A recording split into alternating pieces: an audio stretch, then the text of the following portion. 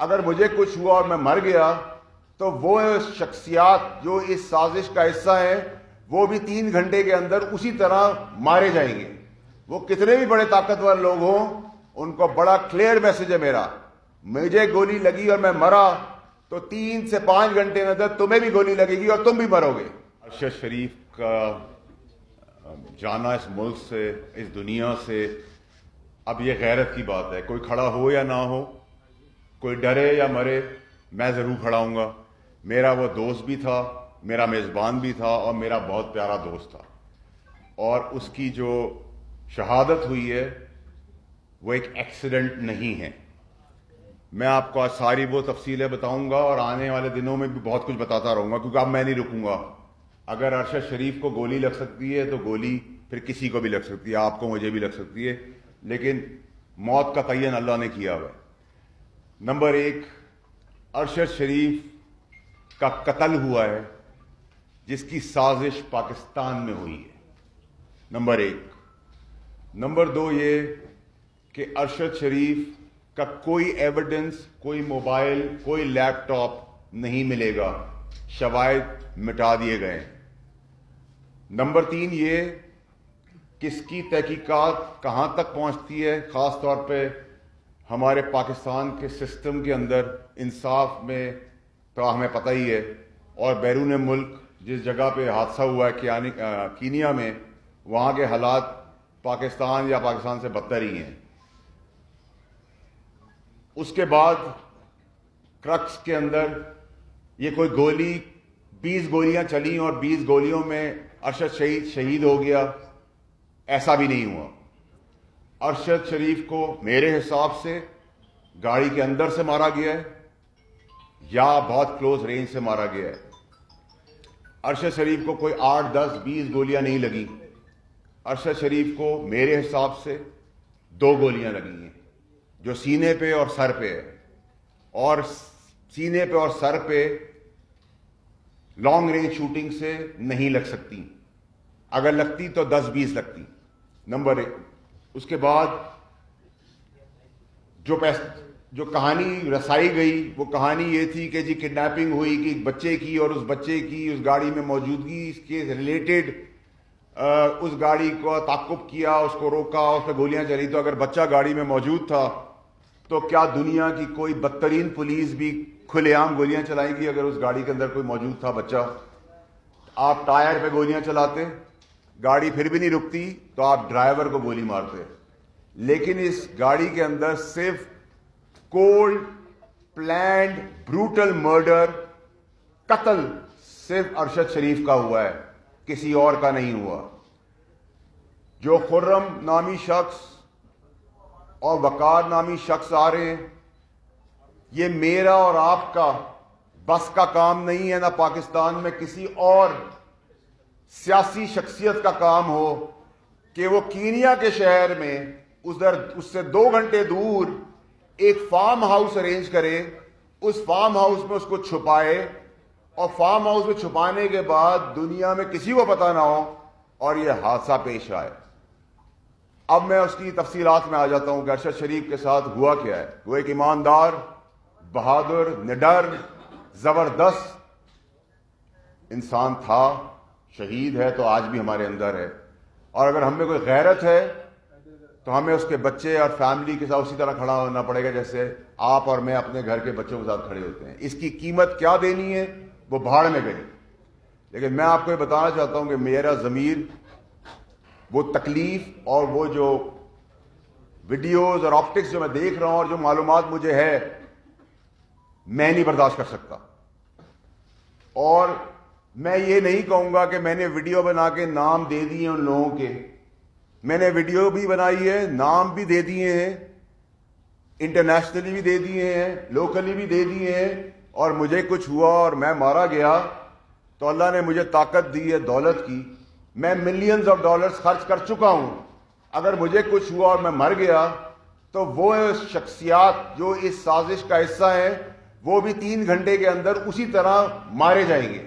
وہ کتنے بھی بڑے طاقتور لوگ ہوں, ان کو بڑا کلیئر میسج ہے میرا. مجھے گولی لگی اور میں مرا تو 3 سے 5 گھنٹے کے اندر تمہیں بھی گولی لگے گی اور تم بھی مرو گے. اب میں آپ کو بتاتا ہوں کہ یہ کہانی اور یہ سازش شروع کہاں سے ہوئی ہے. یہ ایک سازش اور ٹولہ بنایا گیا. ارشد شریف نہ بھاگنے والا آدمی ہے نہ ملک چھوڑنے والا آدمی تھا. ارشد شریف کے اوپر جو ایف آئی آر کٹی وہ کٹی 15 کٹی یا 16 کٹی, لیکن ارشد شریف نہ اس ملک چھوڑنے کو تیار تھا نہ ملک چھوڑ رہا تھا. وہ بھی وجہ بتاؤں گا کہ میں کیوں یہ سب باتیں کر رہا ہوں. ارشد شریف کو سازشیوں نے ڈرایا, بتایا, مجبور کیا, اور وہ شخصیت ہیں جن کو بلیو کرنا بنتا ہے, اور اس کو یہاں سے نکال دیا گیا. جب نکال دیا گیا تو وہ دبئی پہنچا.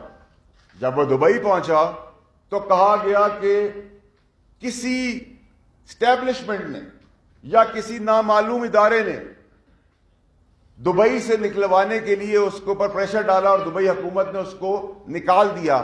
یہ بھی بالکل بے بنیاد اور جھوٹی بات ہے. میں اس کے شواہد بھی آپ کو دوں گا. جتنے دن کا ویزا تھا اتنے دن وہ دبئی میں رہا. جب ویزا نہیں ختم ہو گیا تو اس کو وہ دبئی چھوڑنا پڑا. لندن کی ڈائیورژن بتائی گئی کہ وہ لندن چلے گئے ہیں, وہ لندن بھی نہیں گئے تھے.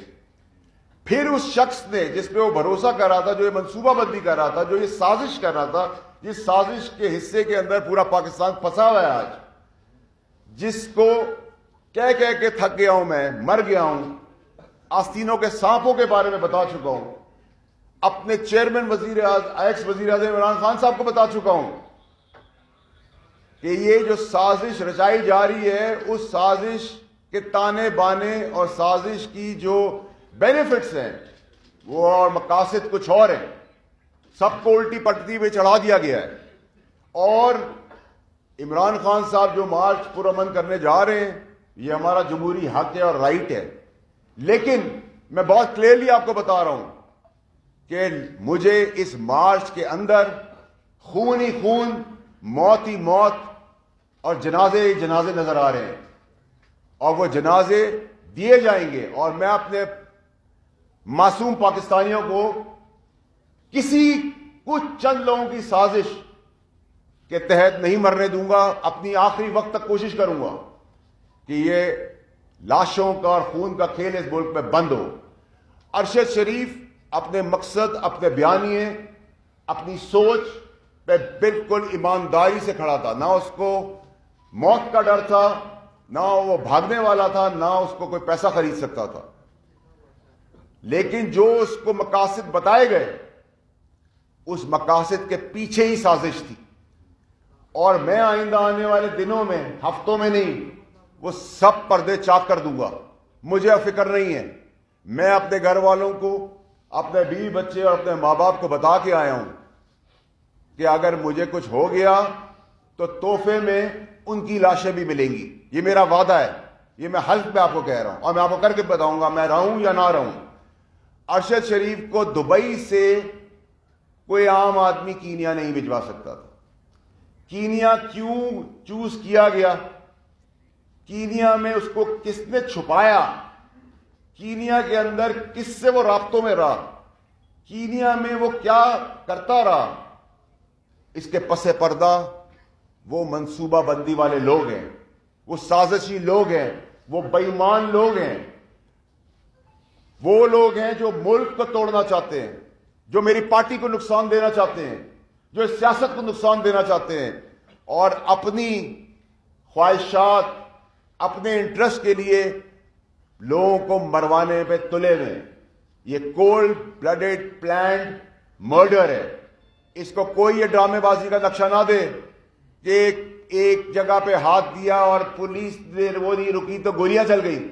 سب ڈرامہ ہے, سب جھوٹ ہے. میں آپ کو دعوے سے کہہ رہا ہوں کہ نہ کوئی موبائل فون ملے گا, نہ کوئی لیپ ٹاپ ملے گا, نہ کوئی شواہد ملے گا, نہ کوئی ثبوت ملیں گے, اور نہ ہی کوئی انصاف. اس ملک میں تو آپ انصاف کی بات کر ہی نہیں سکتے. اب آ جائیں آپ مارچ کے اوپر. مارچ کے اندر بھی لاشیں دی جائیں گی, خون دیا جائے گا, بے گناہ لوگوں کا, امپورٹنٹ لوگوں کا, کسی قسم کا بھی چیز. ابھی اسی وقت بہت کچھ ہو سکتا ہے, کیونکہ منصوبہ بندی کچھ اور ہے.